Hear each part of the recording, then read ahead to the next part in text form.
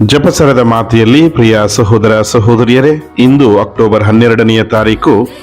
ಇಂದು ನಾವು ಧ್ಯಾನಿಸುವ ವಿಚಾರ ಮಹಾ ಮರುಕವುಳ್ಳ ತಾಯಿ. 17ನೆಯ ಶತಮಾನದಲ್ಲಿ ಫ್ರೆಂಚ್ ಗುರುಗಳೊಬ್ಬರ ಜೀವನದಲ್ಲಿ ನಡೆದ ಘಟನೆ ಇದು. ಅವರ ಹೆಸರು ಫಾದರ್ ಕ್ಲಾಡ್ ಬೆರ್ನಾರ್ಡ್. ಜೀವನವನ್ನೇ ಹಾಳು ಮಾಡುವಂತಹ ರೋಗವೊಂದಕ್ಕೆ ತುತ್ತಾಗಿದ್ದರು. ಇನ್ನೇನು ಅವರು ತಮ್ಮ ಜೀವಮಾನದ ಕೊನೆಯ ದಿನಗಳನ್ನ ಕಳೆಯುತ್ತಿದ್ದರು. ಇಂತಹ ಪರಿಸ್ಥಿತಿಯಲ್ಲಿ ಸಂತ ಅಗುಸ್ತಿನರ ಸಭೆಗೆ ಸೇರಿದಂತಹ ಸಹೋದರರೊಬ್ಬರು ಈ ಗುರು ಕ್ಲಾಡ್ ಬೆರ್ನಾರ್ಡ್ ರವರನ್ನ ಭೇಟಿ ಮಾಡಲು ಬಂದಾಗ ಅವರಿಗೆ, ನನಗೆ ಒಂದು ದೈವ ದರ್ಶನವಾಗಿದೆ. ಆ ದರ್ಶನದಲ್ಲಿ ನಾನು ಮಾತೆ ಮರಿಯಳನ್ನ ಕಂಡೆ. ಆ ಮಾತೆ ಮರಿಯಮ್ಮ ಈ ಸಂದೇಶವನ್ನ ನಿಮಗೆ ತಿಳಿಸಲೆಂದು ನಿಮ್ಮಲ್ಲಿಗೆ ಕಳುಹಿಸಿರುವರು. ನಿಮ್ಮ ರೋಗವನ್ನ ಸಂಪೂರ್ಣವಾಗಿ ಗುಣಪಡಿಸುವುದಾಗಿ ತಿಳಿಸಿದ್ದಾರೆ. ಆದ್ದರಿಂದ ನೀವು ಎಡೆಬಿಡದೆ ಮಹಾ ಮರುಕವುಳ್ಳ ತಾಯಿಯ ಪ್ರಾರ್ಥನೆಯನ್ನ ಹೇಳಿ ಎಂದು ವಿನಂತಿಸಿದರು. ಫಾದರ್ ಕ್ಲಾಡ್ ರವರು ಎಲ್ಲವೂ ಮುಗಿದೇ ಹೋಗಿದೆ ಎಂದುಕೊಂಡಿದ್ದರು.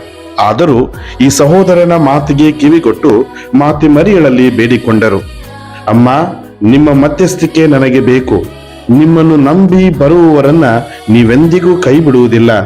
ತಾಯಿಯೇ, ನಾನು ಕಡು ಪಾಪಿಯಾಗಿದ್ದರೂ ನಿಮ್ಮ ಸನ್ನಿಧಿಗೆ ನಾನು ಬಂದಿದ್ದೇನೆ. ಕಾರಣ ನಿಮ್ಮ ಸನ್ನಿಧಿಯಲ್ಲೇ ನನಗೆ ಸಾಂತ್ವನ ದೊರಕುತ್ತದೆ. ಓ ನನ್ನ ತಾಯಿಯೇ, ನನ್ನ ಮೊರೆಯನ್ನ ಕಡೆಗಣಿಸಬೇಡಿ ಎಂದು ಕಣ್ಣೀರಿಟ್ಟು ಪ್ರತಿದಿನವೂ ಆ ಪ್ರಾರ್ಥನೆಯನ್ನ ಪ್ರಾರಂಭಿಸಿದರು. ಮಾತೆ ಗುರುಗಳನ್ನ ಕೈಬಿಡಲಿಲ್ಲ. ತಮ್ಮ ಮಗ ಯೇಸುವಿನಲ್ಲಿ ಭಿನ್ನವಿಸಿ ಅವರ ರೋಗದಿಂದ ಅವರನ್ನ ಗುಣಪಡಿಸುತ್ತಾರೆ. ಮುಂದೆ ಗುರುಗಳು ಆ ಮಹಾ ಮರುಕವುಳ್ಳ ತಾಯಿಯ ಪ್ರಾರ್ಥನೆಯ ಸುಮಾರು 2 ಲಕ್ಷ ಕಾರ್ಡುಗಳನ್ನ ಮುದ್ರಿಸಿ ಆ ಪ್ರಾರ್ಥನೆಯ ಭಕ್ತಿ, ಆ ಪ್ರಾರ್ಥನೆಯ ಮಹತ್ವವನ್ನ ಎಲ್ಲೆಡೆ ತಿಳಿಸುತ್ತಾರೆ. ಇದೊಂದು ಅದ್ಭುತದ ಪ್ರಾರ್ಥನೆ, ಎಲ್ಲರೂ ಪ್ರಾರ್ಥಿಸಿರಿ ಎಂದು ಕರೆ ಕೊಡುತ್ತಾರೆ. ಪ್ರಿಯರೇ, ಆ ಅದ್ಭುತ ಪ್ರಾರ್ಥನೆಯನ್ನ ನಾವು ಕೂಡ ಪ್ರಾರ್ಥಿಸೋಣವೇ? ಆಮೇನ್.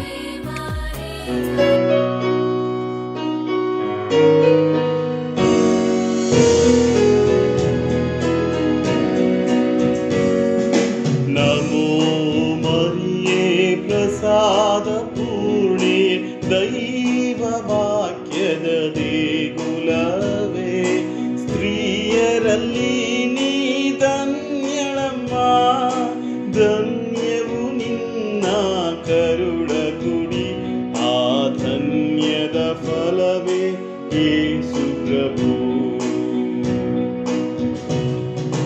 ಓ ಸಂತ ಮರಿಯೇ,